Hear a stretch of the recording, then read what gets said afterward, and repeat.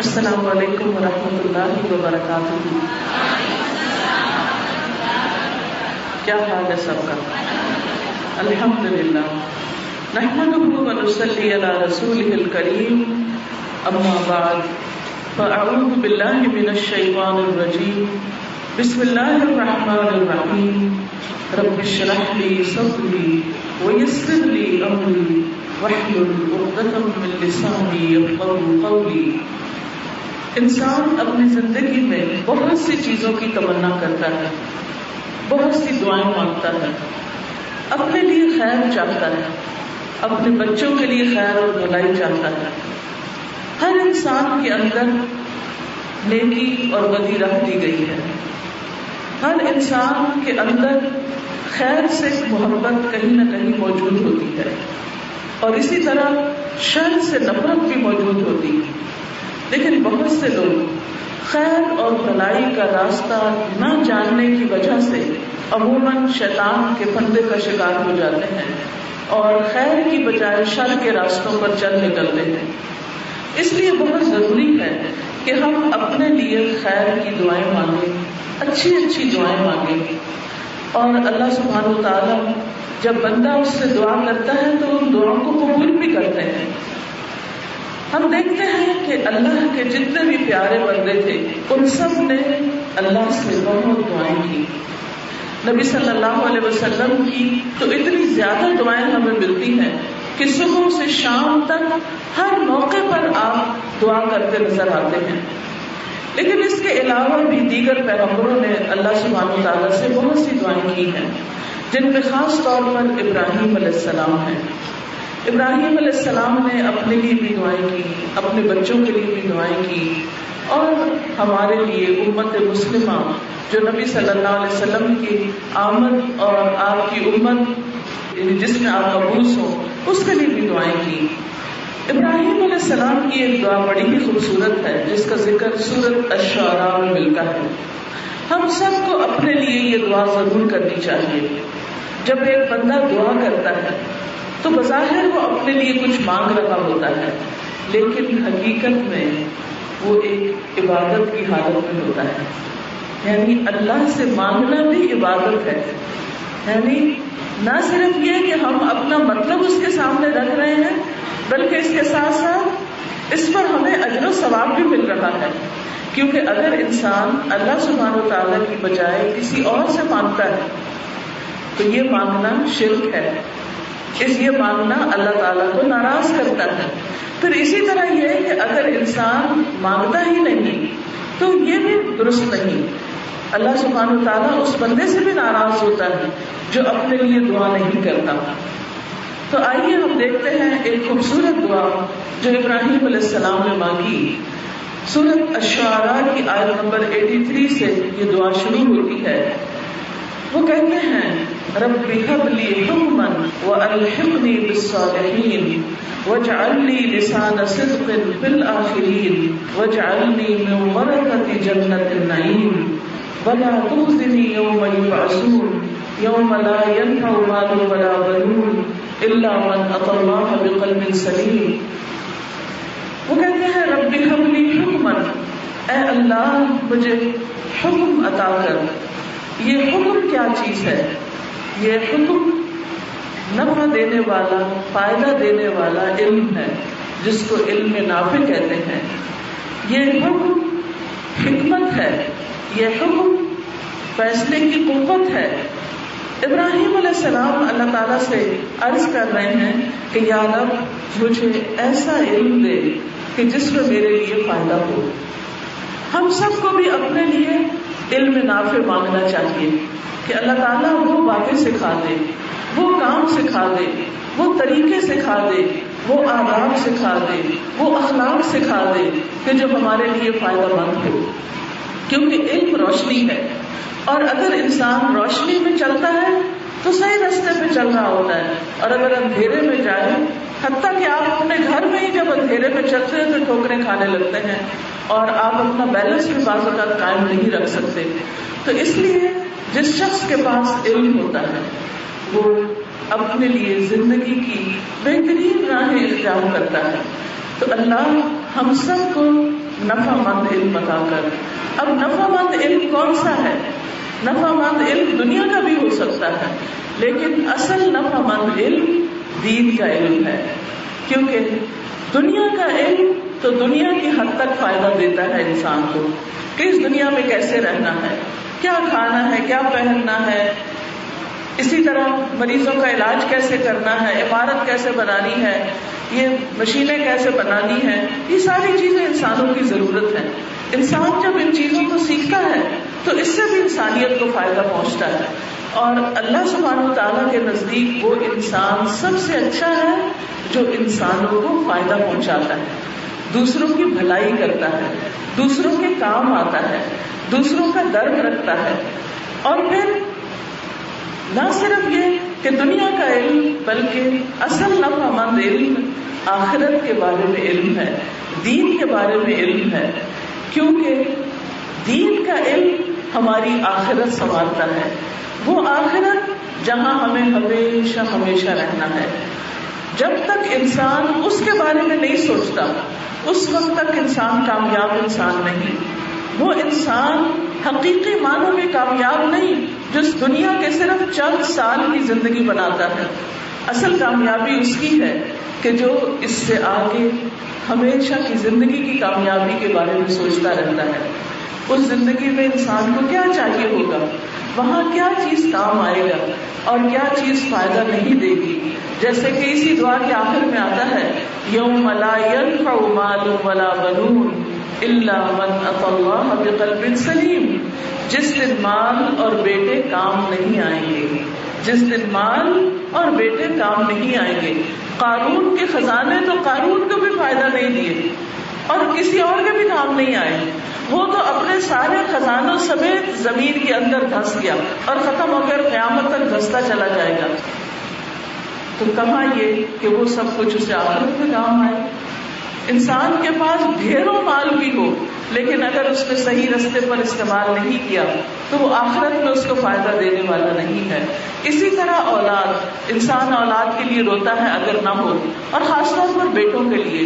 لیکن بیٹے کتنے بھی قابل ہو جائیں، کتنے بھی دنیاوی اعتبار سے بلند مقام پر پہنچ جائیں، وہ بھی آخرت میں کام نہیں آئیں گے، فائدہ نہیں دیں گے جب تک کہ یہ مال اور بیٹے ہمارے دین کے راستے میں نہیں لگتے. مال اسی کا فائدہ مند ہے جو اللہ کے راستے میں لگ گیا، جو اللہ کی رضا کے کاموں میں لگ گیا. اور بیٹے بھی اسی کو فائدہ دیں گے جو انسان کے لیے صدقہ جاریہ بنے، جو مرنے کے بعد انسان کے لیے دعائیں کریں، جو مرنے کے بعد اچھے اچھے کام کریں اور اپنے آپ کو بھی فائدہ پہنچائیں، دوسرے انسانوں کو بھی فائدہ دیں اور اس کے ساتھ ساتھ آخرت میں بھی فائدہ دیں. تو اس لیے اللہ تعالیٰ سے ہمیں ایسا علم مانگنا چاہیے کہ جو ہمیں دنیا اور آخرت میں فائدہ دینے والا ہو، اور وہ حقیقت میں دین ہی کا علم ہے. اور دین کا علم حاصل کرنے کے لیے دو اہم بنیادیں ہیں. نمبر 1 قرآن مجید ہے، نمبر 2 نبی صلی اللہ علیہ وسلم کی سنت ہے. اگر ہم بڑی سے بڑی ڈگری بھی رکھتے ہوں لیکن قرآن کا مطلب نہ سمجھتے ہوں، یہ نہ جانتے ہوں کہ قرآن کیا کہتا ہے، قرآن ہم سے کیا تقاضا کرتا ہے، قرآن میں کیا لکھا ہے، یہ اللہ تعالیٰ کا کلام ہے، اللہ تعالیٰ ہم سے کیا چاہتے ہیں، اگر ہمیں اس کا پتہ ہی نہیں، ہم جانتے ہی نہیں، تو ہم نے کیا کمایا؟ ہم تو پھر جاہل کے جاہل ہی رہے، کیونکہ ساری باتیں سمجھ آ گئی، ایک اللہ ہی کی بات سمجھ نہ آئی. تو اس لیے بہت ضروری ہے کہ ہم خود بھی قرآن کو سمجھ کر پڑھیں، اور بہت ضروری ہے کہ ہمارے بچے بھی قرآن کو سمجھنے والے ہوں. قرآن مجید کو اس وقت تک سمجھا نہیں جا سکتا جب تک کہ ہم نبی صلی اللہ علیہ وسلم کی سنت اور آپ کی سیرت کا مطالعہ نہیں کرتے. کیونکہ قرآن مجید آپ پر نازل ہوا تھا، آپ کو اس کے معنی سب سے زیادہ معلوم ہے، اس پر عمل کیسے کرنا ہے وہ بھی آپ نے کر کے بتایا، اس کی وضاحت اور تشریح کیسے کرنی ہے وہ بھی آپ نے کر کے بتائی. اللہ تعالیٰ نے یہ آپ کے ذمے لگایا تھا. وَأَنزَلْنَا إِلَيْكَ الذِّكْرَ لتبین للناس ما نزل الیہم، ہم نے آپ کی طرف یہ ذکر نازل کیا تاکہ آپ لوگوں کو بیان کریں کہ ان کی طرف کیا اترا ہے، انہیں کیا دیا گیا ہے. لہذا نبی صلی اللہ علیہ وسلم نے قرآن مجید کی بہترین وضاحت کی اور بہترین عملی نمونہ چھوڑا. اس لیے دین پر عمل کرنے کے لیے نبی صلی اللہ علیہ وسلم کی سیرت کا مطالعہ کرنا بھی بے حد ضروری ہے.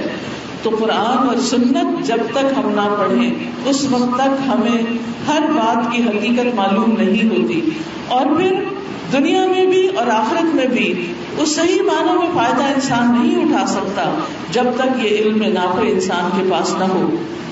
پھر اس کے بعد دیکھیں کہ حکمن کا ایک معنی حکمت بھی ہے. بعض اوقات انسان کے پاس علم تو آ جاتا ہے لیکن حکمت نہیں ہوتی، اور جب حکمت نہیں ہوتی تو علم پر عمل کرنا نہیں آتا. علم الگ کتابوں میں رہتا ہے یا سینے میں رہتا ہے اور پریکٹیکل میدان میں ہم فیل ہوتے ہیں. تو اس لیے اللہ تعالیٰ سے دعا کرنی چاہیے کہ اللہ ہمیں علم کے ساتھ حکمت عطا کر، دین کی سمجھ بوجھ عطا کر، صرف ظاہری چیزیں نہیں، اس کے پیچھے بھی ہمیں دیکھنے کی توفیق دے. صرف بصارت نہیں، ہمیں بصیرت عطا کر. صرف یہ آنکھیں نہیں، دل کی آنکھیں بھی عطا کر، تاکہ ہم ہر چیز کی حقیقت کو پا سکیں، حقیقت کو سمجھ سکیں. تو رب ہب لی حکمن، اے اللہ مجھے حکمت عطا کر، یا اللہ مجھے سمجھ بوجھ وزڈم عطا کر، مجھے عقل مندی عطا کر. کیونکہ جس کو حکمت عطا ہوئی اسے خیر کثیر مل گیا. قرآن مجید میں آتا ہے یؤتی الحکمت من یشاء ومن یؤت الحکمت فقد اوتی خیرا کثیرا. وہ دیتا ہے حکمت جسے وہ چاہتا ہے، اور جس کو حکمت دی گئی اسے خیر کثیر مل گئی، اس کو بہت بڑی بھلائی نصیب ہو گئی. اس لیے بہت ضروری ہے کہ ہم اللہ تعالیٰ سے حکمت مانگیں. اللہ جو دین کا علم تو ہمیں دے، پھر ہمیں اس پر عمل کرنے کی توفیق بھی دے، اس کے لوازمات کو سمجھنے کی توفیق دے، تاکہ ہم زیادہ سے زیادہ خود بھی باعمل ہوں اور دوسروں کے لیے بھی اچھی مثال قائم کریں، اور دوسروں کے لیے صرف علمی نہیں عملی رہنمائی بھی کر سکیں. دوسری چیز جو ابراہیم علیہ السلام نے اسی کانٹیکسٹ میں مانگی وہ کیا ہے؟ حکم کا ایک معنی قوت فیصلہ بھی ہے کہ صحیح فیصلے ہوں. کیونکہ جب انسان کے پاس صحیح علم ہوتا ہے، حکمت ہوتی ہے، تو خود بخود اس کے فیصلے صحیح ہونے لگتے ہیں. پھر وہ علم کی روشنی میں فیصلے کرتا ہے، کیا کرنا ہے کیا نہیں کرنا، کہاں اپنا مال لگانا ہے، کہاں اپنا وقت لگانا ہے، کہاں اپنی جوانی لگانی ہے، صبح کیا کرنا ہے، شام کو کیا کرنا ہے، دن کو کیا کرنا ہے، کس چیز کو کس طرح استعمال کرنا ہے. یہ ساری چیزیں فیصلے سے تعلق رکھتی ہیں. اس وقت ہم یہاں پر آئے ہیں، یہ بھی ایک فیصلہ تھا کہ جانا ہے یا نہیں جانا. یہ آپ سب کا بیٹھنا سننا یہ بھی آپ کا فیصلہ تھا تو آپ یہاں پہنچے. اگر آپ کا یہ فیصلہ نہ ہوتا تو اس وقت آپ کہیں اور بیٹھے ہوتے، ہو سکتا ہے ٹی وی کے آگے بیٹھے ہوتے، ہو سکتا ہے کسی کا فون سن کے غیبت سن رہے ہوتے یا کچھ اور سن رہے ہوتے. تو یہ اللہ کا احسان ہے کہ وہ ہمیں توفیق دیتا ہے کہ ہم صحیح فیصلے کریں اور صحیح کام کریں، صحیح راستوں پر جائیں، صحیح مجلسوں میں بیٹھیں، صحیح لوگوں کے ساتھ اٹھے بیٹھے، تاکہ ہم اللہ کے پسندیدہ بن جائیں. تو رب ہب لی حکمن، اللہ مجھے فائدہ مند علم، اللہ مجھے حکمت، اللہ مجھے صحیح فیصلوں کی قوت عطا کر. وَأَلْحِقْنِي بِالصَّالِحِينَ، اور مجھے نیک لوگوں کے ساتھ ملا دے. الحقنی بالصالحین، کیونکہ انسان وہی ہوتا ہے جو اس کی کمپنی ہوتی ہے. جس کمپنی میں، جس مجلس میں، جس ماحول میں، جن لوگوں کے بیچ میں اٹھتا بیٹھتا ہے اس پر انہیں کا رنگ چڑھ جاتا ہے. اگر وہ ایسے لوگوں کے بیچ میں اٹھتا بیٹھتا جو اللہ سے ڈرتے ہیں تو انسان کے دل میں بھی اللہ کا ڈر آتا ہے. اگر وہ ایسے لوگوں میں جو غافل ہیں تو اس کے اندر بھی غفلت پیدا ہو جاتی ہے. اگر وہ ایسے لوگوں میں اٹھتا بیٹھتا ہے جنہیں دنیا کی بڑی محبت ہے، پھر دنیا بہت اچھی لگنے لگتی ہے، اس کو دنیا کی محبت پیدا ہو جاتی، دنیا کی طرف وہ اٹریکٹ ہونے لگتا ہے. جب دوست آپ کے ہر وقت کپڑوں کی باتیں کریں، برانڈز کی باتیں کریں، اچھے جوتوں کی باتیں کریں، صرف اچھے کھانوں کی باتیں کریں، تو پھر آپ بھی تو وہی سیکھ کر اٹھیں گے نا. پھر اٹھ کے وہی کرنے چل پڑیں گے، پھر اسی کے لیے کوشش کریں گے، پھر آپ کی ساری توانائیاں اور آپ کا مال ہر چیز اسی کام میں لگنے لگے گا. اس لیے بہت ضروری ہے کہ ہم اللہ سے دعا کریں وَأَلْحِقْنِي بِالصَّالِحِينَ، اللہ مجھے صالحین کی دوستی دے، مجھے صالح اور نیک لوگ ساتھی عطا کر. زندگی کا ساتھی ہو تو وہ بھی صالح ہو، بچے ہوں تو وہ بھی نیک ہوں، اور رشتہ داروں کے اندر بھی نیکی ہو، اور دوست بھی ایسے ہوں اور ایسے مجلس ہو کہ جس میں نیک لوگ ہوں جو تیرے اطاعت گزار ہوں، تیرے فرما بردار ہوں، تاکہ ہم دین میں آگے بڑھ سکیں. اب دیکھیں کہ موسیٰ علیہ السلام جب اللہ تعالیٰ نے ان کو نبوت عطا کی تو انہوں نے اپنے لیے کیا مانگا؟ انہوں نے کہا وَاجْعَلْ لِي وَزِيرًا مِّنْ أَهْلِي هَارُونَ أَخِي اشْدُدْ بِهِ أَزْرِي كَيْ نُسَبِّحَكَ كَثِيرًا وَنَذْكُرَكَ كَثِيرًا إِنَّكَ كُنتَ بِنَا بَصِيرًا. کہ اللہ میرے خاندان والوں میں مجھے مددگار دے، میرا وزیر میرے گھر والوں میں سے بنا دے، میرے بھائی ہارون کو اس کے ذریعے میری قوت مضبوط کر دے تاکہ ہم تیری بہت تسبیح کریں. کئی نسبحک کثیرا ونذکرک کثیرا، اور ہم تیرا بہت زیادہ ذکر کیا کریں. یعنی مجھے اچھا ساتھی دے اس کام میں، اچھا مددگار دے تاکہ ہم تیری پسند کے مطابق کام کر سکیں اور مل کے خوب تجھے یاد کیا کریں. کیونکہ آپ اگر کسی ایسے بندے کے ساتھ بیٹھتے ہیں جس کو دین سے کوئی دلچسپی نہیں، آپ اللہ کا نام لیتے ہیں وہ بور ہونے لگتا ہے، یا وہ اپنی باتوں میں آپ کو الجھا دیتا ہے اور آپ پر اتنا غالب آ جاتا ہے کہ آپ کے منہ سے اللہ کا نام نہیں نکلتا. بعد میں آپ ریگریٹ بھی کرتے ہیں کہ یہ میں کیا ڈرتی رہتی ہوں لوگوں سے، اور وہاں کھل کے اللہ کی بات بھی نہیں کر سکتی. ایسی مجلس میں بھی انسان کا دل گھبرانے لگتا ہے. تو ایسی صورت میں انسان کو اچھے دوست مانگنے چاہیے، اچھی کمپنی. کئی نسبحک کثیرا ونذکرک کثیرا انک کنت بنا بصیرا. بے شک آپ ہمیں دیکھتے ہیں، آپ دیکھ رہے ہیں ہم کیا کرتے ہیں. پھر اسی طرح آپ دیکھیے یوسف علیہ السلام، انہوں نے کیا مانگا؟ ان کے پاس نبوت بھی تھی، ان کے پاس بادشاہت بھی تھی، ان کے پاس دنیا کی ہر نعمت تھی، اور اللہ نے ان کے بھائیوں اور خاندان کو بھی لا ملایا تھا. بنی اسرائیل سارے اٹھ کے مصر میں آ گئے تھے. لیکن انہوں نے کیا مانگا؟ سب کچھ پا لینے کے باوجود جو دنیاوی اعتبار سے کوئی شخص چاہتا ہو کہ وہ اس کو ملے، وہ سب کچھ ان کو مل گیا تھا. وہ کہتے ہیں فاطر السماوات والارض انت ولی فی الدنیا والآخرہ توفنی مسلما والحقنی بالصالحین. آسمان و زمین کے پیدا کرنے والے، تو ہی میرا دوست ہے دنیا اور آخرت میں، تو میرا دوست ہے. توفنی مسلما، مجھے اسلام کی حالت میں فوت کرنا، مجھے اسلام پر موت دینا. وَأَلْحِقْنِي بِالصَّالِحِينَ، اور نیک لوگوں کے ساتھ ملا دینا، ایسے لوگوں کے ساتھ جن سے تو راضی ہے، جن سے تو خوش ہے. ایسے لوگوں کی کمپنی میں انسان، ایسے دوستوں کی کمپنی میں انسان بالکل بے فکر ہوتا ہے. اس کو پریشانی نہیں ہوتی کس بات کی کہ یہ مجھے دھوکہ دے گا، یہ مجھ سے جھوٹ بولے گا، یا یہ میرا اعتبار توڑے گا، یا مجھے چیٹ کرے گا، یا یہ کہ یہ میرا کوئی نقصان کرے گا، یا یہاں سے اٹھ کے کوئی میری غیبت کرے گا، مجھے بدنام کرے گا، مجھ پہ کوئی جھوٹا الزام لگائے گا، یا یہ کہ مجھے مس لیڈ کرے گا، کوئی غلط راہ دکھائے گا. نہیں، آپ بالکل ریلیکس ہوتے ہیں اور آپ کو کچھ تصنع کی بھی ضرورت نہیں ہوتی. پھر آپ کی صلاحیتیں جاگتی ہیں اور آپ بہترین کام کر لیتے ہیں. اور ایسے دوست نہ صرف یہ کہ دنیا میں آپ کو صحیح راستے پر چلنے میں مدد دیتے ہیں، وتواصوا بالحق وتواصوا بالصبر کرتے ہیں، بلکہ اس کے ساتھ جب انسان فوت ہو جاتا ہے تو مرنے کے بعد دعائیں کرتے ہیں، بخشش کی دعائیں کرتے ہیں. وہ دکھی ہوتے ہیں کہ ہمارا دوست دنیا سے چلا گیا ہے، اللہ اس کو بخش دے، اللہ اس پہ رحم فرما، اللہ اس کو اچھا ٹھکانہ دے، اس کو قبر کے عذاب سے بچا، اسے دوزخ کے عذاب سے بچا، آگ کے عذاب سے بچا، اسے جنت عطا کر. یہ دعائیں نیک دوست کی مانگیں گے نا، دوسرے تو نہیں مانگیں گے. قیامت کے دن بھی انسان انہی کے ساتھ اٹھے گا جن سے وہ دنیا میں محبت کرتا ہے. نیک لوگوں کے ساتھ محبت ہوگی تو قیامت میں بھی نیک لوگوں کے ساتھ اٹھے گا. اور اگر برے کمپنی اور بری دوستی ہوگی دنیا میں تو وہاں بھی ایسے ہی لوگوں کے ساتھ اٹھے گا. المرء مع من احب، انسان اسی کے ساتھ ہے جس سے وہ محبت کرتا ہے. ایک روایت میں آتا ہے کہ جب لوگ جنت جہنم میں چلے جائیں گے تو ایک نیک شخص کہے گا یار میرا ایک دوست تھا میں اسے جنت میں نہیں دیکھتا، وہ کہاں ہے؟ پتہ چلے گا کہ وہ جہنم میں جا چکا ہے، تو وہ سفارش کرے گا کہ یار میرے دوست کو تو جہنم سے نکالا، اس کی سفارش سنی جائے گی۔ ایسے دوست چاہیے جو دنیا اور آخرت دونوں میں ہمارے سچے خیر خواہ ہوں، اور ایسے لوگ وہی ہو سکتے جو اللہ سے ڈرتے ہیں، جو مال کی محبت کی وجہ سے آپ سے دوستی کرتے ہیں، جو آپ کے کسی عہدے کی وجہ سے آپ سے دوستی کرتے ہیں، جو کسی دنیاوی فائدے کی وجہ سے آپ سے دوستی کرتے ہیں۔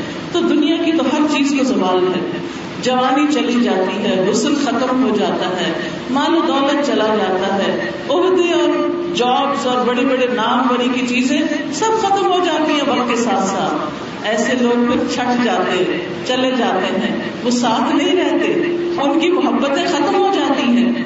تو محبت کس کی باقی رہتی ہے؟ جو اللہ کی خاطر آپ سے محبت کرتا ہے، وہ تو مرنے کے بعد بھی آپ کو یاد کرتا ہے۔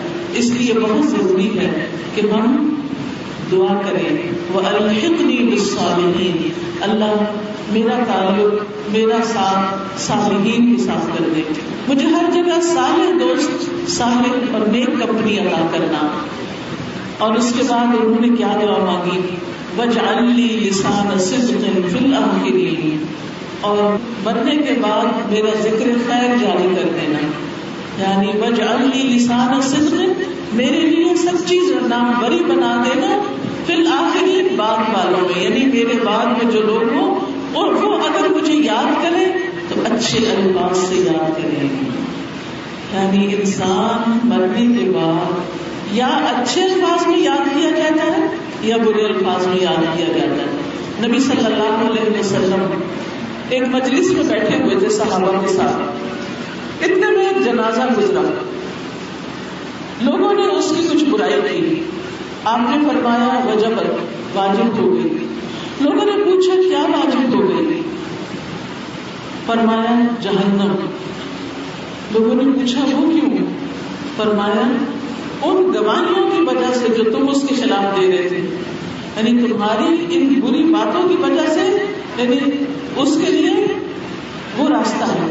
اسی طرح ایک اور جنازہ گزرا، لوگوں نے اس کی بڑی تعریف کی کہ اچھا انسان تھا۔ آپ نے فرمایا وجبت، پوچھا گیا کیا؟ فرمایا جنت۔ پوچھا گیا وہ کیسے؟ فرمایا تمہاری اس گواہی کی وجہ سے جو اس کے حق میں تھی۔ تو یہ جو لوگوں کی باتیں ہوتی ہیں نا بعد میں، یہ انسان کے نامہ اعمال کا حصہ بن جاتی ہیں، یہ بھی کاؤنٹ ہوتی ہیں۔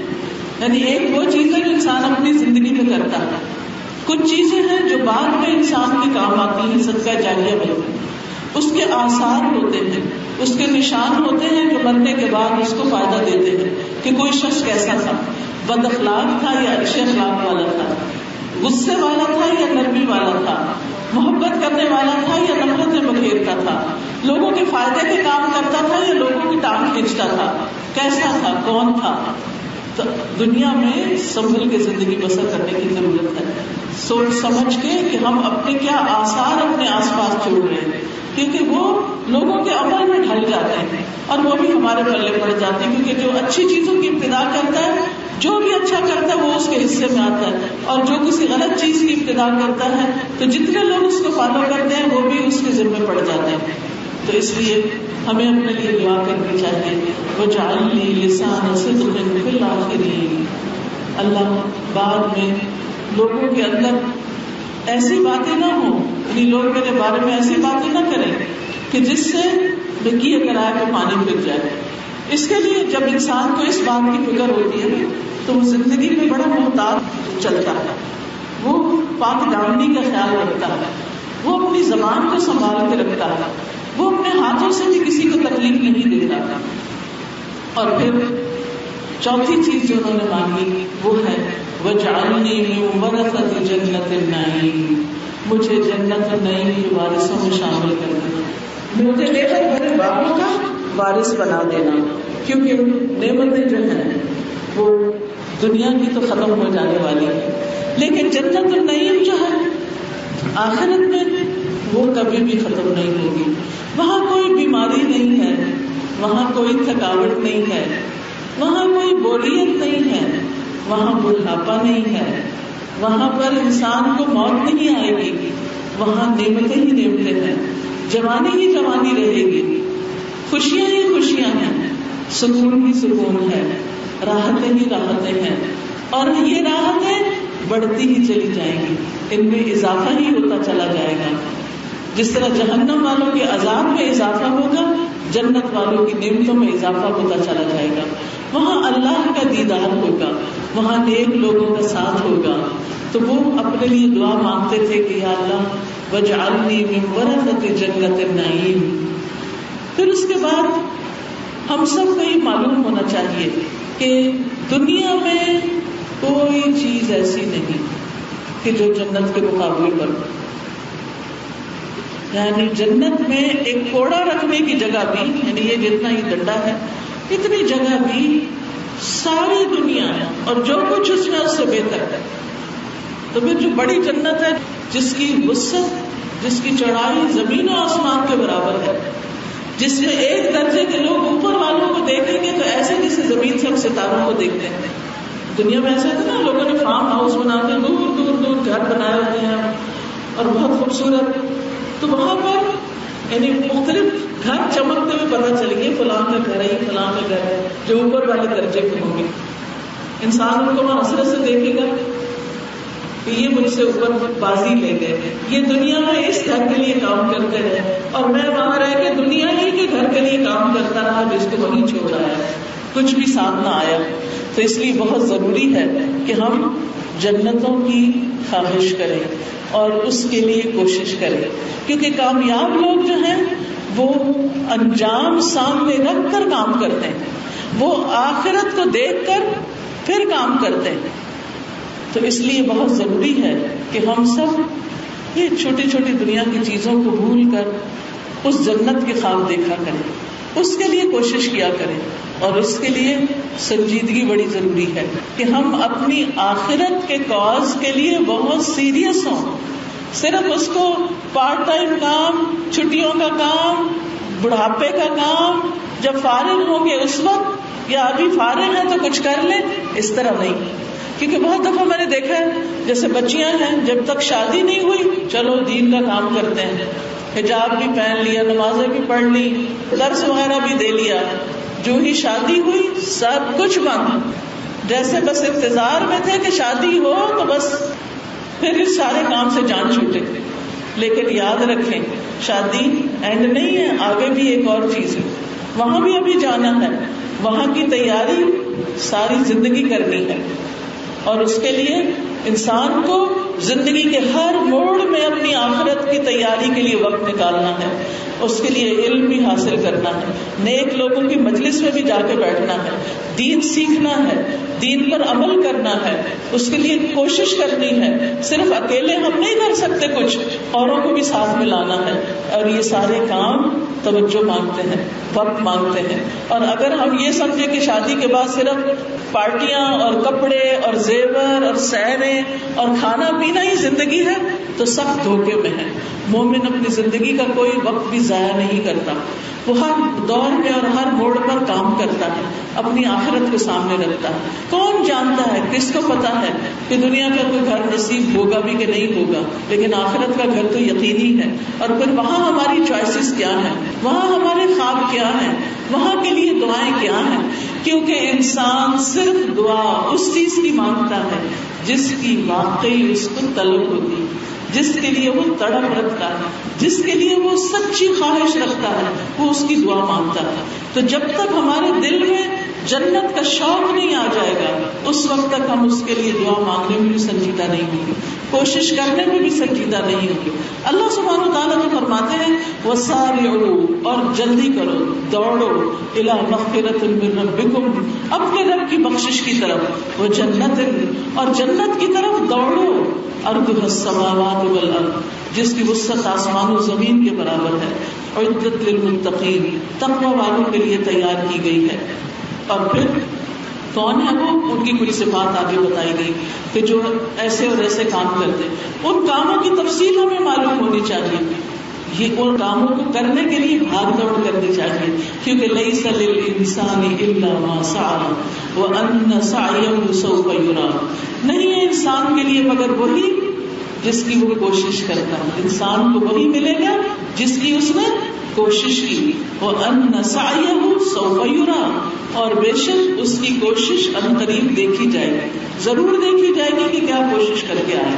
ہمارے اعمال نامے ہمارے سامنے لائے جائیں گے اور وہاں ہمیں دکھایا جائے گا کہ ہم اپنی آخرت کے لیے کیا کما کر لائے ہیں اور اب کس درجے کے مستحق ہیں، پہلے کے یا 50ویں کے یا 100ویں کے. جنت کے 100 درجے ہیں اور آگے سے آگے اونچے سے اونچے درجے کے لیے کوشش کرنی اور اس کے لیے تھک کر بیٹھ نہیں جانا. دنیا آرام کی جگہ نہیں ہے، آرام تو آگے ہے، یہ تو کام کی جگہ ہے، اچھے اچھے کاموں کے لیے کوشش کرنے کی جگہ ہے. تو اس لیے ہمیں دعا مانگتے رہنا چاہیے کہ اللہ ہمیں صرف یہاں کے لیے نہیں بلکہ جنت النعیم کے لیے بھاگ دوڑ کرنے کی توفیق عطا فرما. اور پھر اس کے بعد ابراہیم علیہ السلام کی ایک خاص دعا اپنے باپ کے لیے بھی تھی، واغفر لأبی انہ کان من الضالین، اللہ میرے باپ کو بخش دے، وہ گمراہوں میں سے تھا. ابراہیم علیہ السلام کے والد وہ مسلمان نہیں تھے اور وہ ابراہیم علیہ السلام کا مخالف بھی تھا اور ابراہیم علیہ السلام کو آگ میں پھینکنے والوں میں بھی تھا. لیکن اس کے باوجود ابراہیم علیہ السلام ایک بہت اچھے بیٹے تھے کہ باپ کی ساری مخالفت کے باوجود وہ باپ کے لیے بخشش کی دعا کا وعدہ کرتے کہ میں آپ کے لیے بخشش کی دعا کروں گا. وہ یا ابا ہی کہہ کے پکارتے ہیں، اے میرے ابا جان، یعنی ادب اور احترام کا دامن نہیں چھوڑا، خیر خواہی نہیں چھوڑی.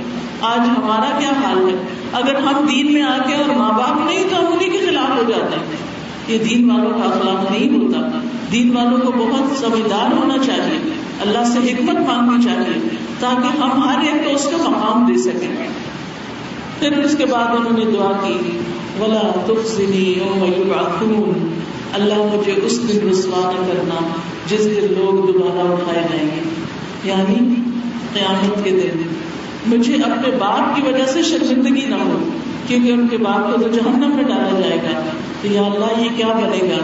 ابراہیم علیہ السلام کے لیے بات بڑی پریشانی کی تھی. ابراہیم علیہ السلام اللہ کے دوست تھے، واتخذ اللہ ابراہیم خلیلا، اس کے باوجود انہیں کبھی اس بات کا مان نہیں تھا کہ میں اللہ سے جو چاہوں کروا لوں. آج لوگوں کو پتہ نہیں کہاں سے پتہ چلا ہے کہ ہم اللہ سے جو چاہیں کروا لیں. کچھ بزرگ ایسے ہوتے ہیں، بڑے ایسے ہوتے ہیں کہ جو اللہ پر مان رکھتے ہیں اور اللہ سے سب کچھ کروا سکتے ہیں. نہیں، مالک یوم الدین صرف اللہ رب العزت ہے، سارے فیصلے اسی کے اختیار میں ہیں. اس لیے ہمیں اپنا معاملہ اس کے ساتھ صحیح کرنا چاہیے، ہر دم اس کو راضی کرنے کی فکر اور کوشش ہونی چاہیے، اور اس بات کی فکر نہیں کہ اور لوگ ہمارے ساتھ کیسا ہے. اگر ہم اللہ کے لیے کسی کے ساتھ بھلا کریں گے تو وہ لوگ خود ہی ٹھیک ہو جائیں گے. اس لیے ولا تخزنی یوم یبعثون یوم لا ينفع مال ولا بنون الا من اتى الله بقلب سلیم، جس دن مال اور بیٹے کام نہیں آئیں گے مگر جو اللہ کے پاس سلامت دل لے کر آیا. تو گویا کیا چیز کام آنے والی ہے؟ سلامت دل. دل پہ کام کرنے کی ضرورت ہے. کس چیز سے سلامت؟ ہر شرک سے، غیر اللہ کی عبادت سے، غیر اللہ کی اس عقیدت سے جو اللہ سے بڑھ جائے، غیر اللہ کی اس محبت سے جو اللہ سے بڑھ جائے. ان چیزوں سے دل کو سلامت رکھنے کی اور دل کو سنبھالنے کی ضرورت ہے، دل کا تزکیہ کرنے کی ضرورت ہے. پھر اس کے بعد قلب سلیم کون سا ہوتا ہے؟ کہ جس میں دوسروں کے لیے حسد، نفرت، بغض اور بدگمانیاں اور ایسی چیزیں نہیں ہوتی. ایسا دل جو دوسروں کو معاف کر کے اپنے آپ کو خالی کر دے، ایسا دل جو اللہ کی محبت سے سرشار ہو، ایسا دل جس کے اندر تقویٰ مزین ہو، تقویٰ خوبصورت بنایا گیا ہو. کیونکہ تقویٰ کا مقام بھی دل ہے اور تقویٰ اسی دل میں آتا ہے کہ جو دل سلامت دل ہوتا ہے، جو دل غیر اللہ کی طرف متوجہ ہوتا ہے، اللہ کے علاوہ اوروں کو زیادہ امپورٹنس دیتا ہے، ان کی مرضی کے مطابق زندگی گزارتا ہے اور ان کی چاہت پہ جیتا اور مرتا ہے، پھر وہ قلب سلیم نہیں ہو سکتا. تو قلب سلیم اللہ سے مانگنا چاہیے کہ اللہ مجھے سلامت دل دے جو ہر شر سے اور ہر خرابی سے پاک ہو، تاکہ میں تجھے راضی کر سکوں. اب آپ دیکھیے ہماری جتنی بھی باتیں ہوتی ہیں نا، اور ہمارا دیکھنا اور ہمارا سننا اور ہمارا سوچنا اور ہماری چاہتیں، یہ سب ڈپینڈ کرتا ہے اس پر کہ ہمارے دل میں کیا ہے.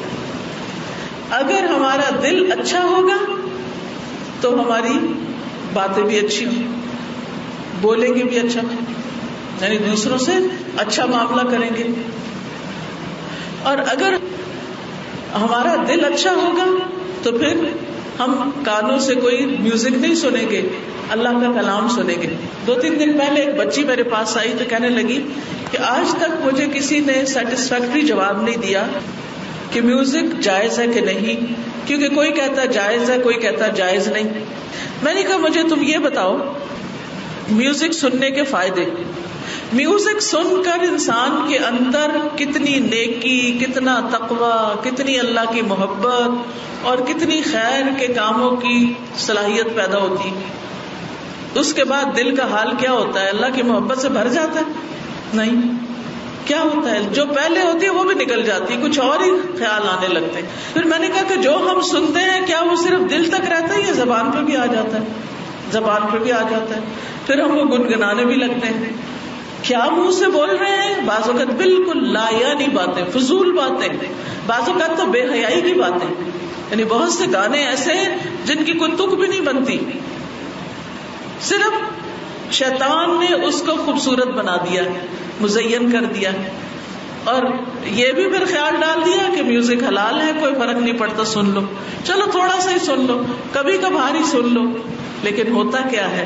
جو انسان گانے سنتا ہے پھر دل میں نفاق آنے لگتا ہے، پھر قرآن کے ساتھ وہ محبت نہیں رہتی، پھر قرآن کے اندر وہ غور و فکر اور دل نہیں لگتا اس میں. تو اس لیے قلب سلیم کے لیے بہت ضروری ہے کہ انسان اپنے کانوں کی بھی حفاظت کرے، انسان اپنی نگاہوں کی بھی حفاظت کرے. آج کل جو بہت بڑا فتنہ ہے وہ یہ ہے کہ موبائل کے اندر ایسی ایسی چیزیں دیکھ سکتے ہیں لوگ کہ جو پہلے دیکھنے کے کوئی چانس نہیں ہوتے تھے. ہر طرح کی بے حیائی کی فلمیں، فحش سین، ننگے لوگوں کی تصویریں اور انتہائی گندگی. اور کئی لوگوں کو تو اس کا نشہ ہو جاتا ہے، ان کا تو کھانا ہضم نہیں ہوتا جب تک کہ وہ ایسی فحش چیزیں دیکھتے نہیں ہیں. پھر اسی طرح اور بھی بری چیزیں، پھر ایسی گیمز کہ جس میں وہ ہر وقت ضائع کرتے چلے جاتے. کہتے کیا دماغ تیز ہوتا ہے یا خراب ہوتا ہے کہ انسان کسی کام کے قابل نہیں رہتا. اب بچے جو ہر وقت گیمز کھیلتے رہتے ہیں پھر اس کے بعد کتنا ہوم ورک شرافت سے کرتے ہیں، کتنی توجہ سے کتاب بیٹھ کے پڑھتے ہیں، کتنے جلدی نماز کی طرف جاتے ہیں. نہیں نہ جاتے، وہ ان کا دل اسی کے اندر ہی گھوم رہا ہوتا ہے. یہ چیزیں انسان کو اپنے اندر انوالو کر لیتی. تو اس لیے بہت ضروری ہے کہ ہم قلب سلیم مانگیں اللہ سے، کیونکہ قیامت کے دن قلب سلیم ہی انسان کو فائدہ دے گا. تو اللہ سے قلب سلیم مانگیں، کیونکہ قلب سلیم جو ہے، سلامت دل جو ہے، وہی آخرت میں فائدہ دے گا. اور اس کے لیے کیا کرائیٹیریا رکھا گیا؟ اس کے لیے کرائیٹیریا یہ ہے کہ 3 مواقع پر اپنے دل کا جائزہ لو. اگر اس میں دل نہ لگے تو اللہ سے قلب سلیم مانگو. نمبر 1 تنہائی کے اوقات میں کہ اکیلے بیٹھ کے غور و فکر ہوتا ہے یا نہیں ہوتا. نمبر 2 ذکر کی مجلسوں میں جیسے یہاں بیٹھے ہوئے. اگر تو قلب سلیم ہے تو دل لگے گا یہاں، نہیں تو دل نہیں لگے گا. اور تیسری چیز قرآن سنتے وقت دل لگتا ہے یا نہیں لگتا، بور تو نہیں ہوتے. اب آپ سوچیے اگر آپ میوزک سننے والے ہیں تو قرآن سنتے وقت آپ کا دل نہیں لگے گا. ہم سب کہتے ہیں نا بچے بات نہیں سنتے، ہم سب کو شکایت ہے، بچے توجہ نہیں کرتے، بچے کوئی نصیحت کی بات نہیں سن کو کہتے، وہ کہتے بس اور لیکچر نہیں دے رہے ہیں، وہ دین کی مجلس میں نہیں جانا چاہتے، وہ دین والوں کے پاس نہیں بیٹھنا چاہتے. کبھی ہم نے سوچا مرض ہے کیا ان کا مرض یہ ہے کہ وہ جن چیزوں میں پڑ چکے ہیں ان کو ان کی ایڈکشن ہو چکی، ان کے اندر وہ اتنے گم گئے ہیں کہ اب انہیں یہ دین کی باتیں جو ہے نا یہ ان کے اوپر سے گزرتی ہیں، ان کو پسند ہی نہیں آتی، ان کا دل ہی نہیں لگتا اس میں.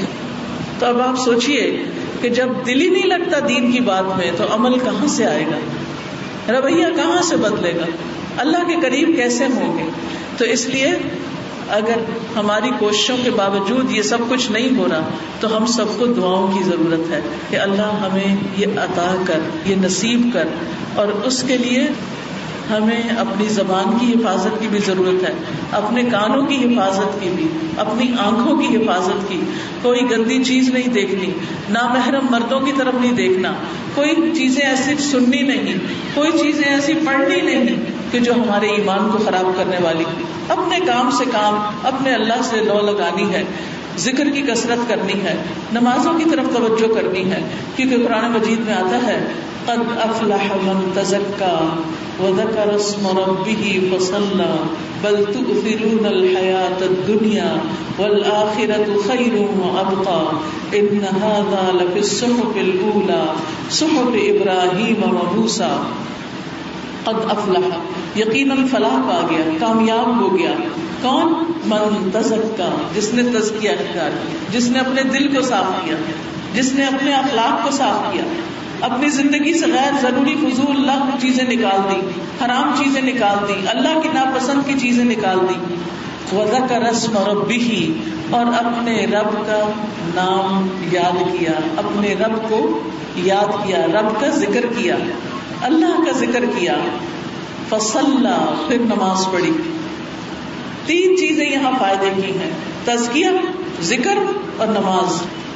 لیکن ہم بل تؤثرون الحیات الدنیا، لیکن تم دنیا کی زندگی کو ترجیح دیتے، ذکر کی بجائے ادھر ادھر کی باتیں، نماز کی بجائے بازاروں میں پھرنے کا شوق. نماز بوجھ ہے، بس جلدی سے آئے، کچھ ٹکرے ماری، کام ختم، اتارا دوپٹہ بھی اور سب کچھ، اور آرام سے بیٹھے کہ ڈیوٹی پوری ہوگی، جیسے کام ختم کر کے، یعنی سر پہ کوئی بوجھ لدا ہوا اتار کے رکھا نہیں. محبت سے نہیں پڑھتے، شوق سے نہیں پڑھتے، توجہ سے نہیں پڑھتے، نماز کو سامنے رکھ کے اپنا باقی ٹائم ٹیبل نہیں بناتے، اس کی فکر نہیں کرتے.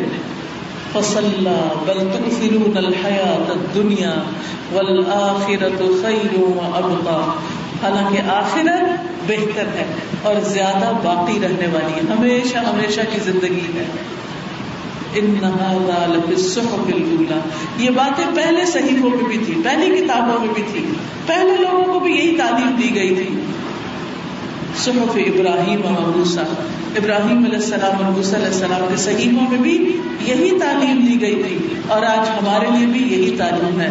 اللہ تعالیٰ سے دعا ہے کہ وہ ہمیں عمل کی توفیق عطا فرمائے. وآخر دعوانا الحمد للہ رب العالمین. سبحانك اللهم وبحمدك اشهد ان لا اله الا انت استغفرك واتوب اليك. اللہ سبحانہ تعالیٰ ہم سب کا یہاں آنا بیٹھنا قبول فرمائے، اور جو کچھ ہم نے سیکھا ہے ہمیں اس پر عمل کرنے والا بنائے، اور ہمیں اس پیغام کو آگے پہنچانے والا بنائے. اللہ ہمیں نیکی کے کاموں کا شوق عطا فرمائے اور نیکی کے راستوں پر دوڑنے کی توفیق عطا فرمائے. ربنا تقبل منا انك انت السميع العليم وتب علينا انك انت التواب الرحيم. وصلى الله تعالى على خير خلقه محمد وعلى اله واصحابه واهل بيته اجمعين برحمتك يا ارحم الراحمين. سبحانك اللهم وبحمدك اشهد ان لا اله الا انت استغفرك واتوب اليك. السلام علیکم ورحمۃ اللہ وبرکاتہ.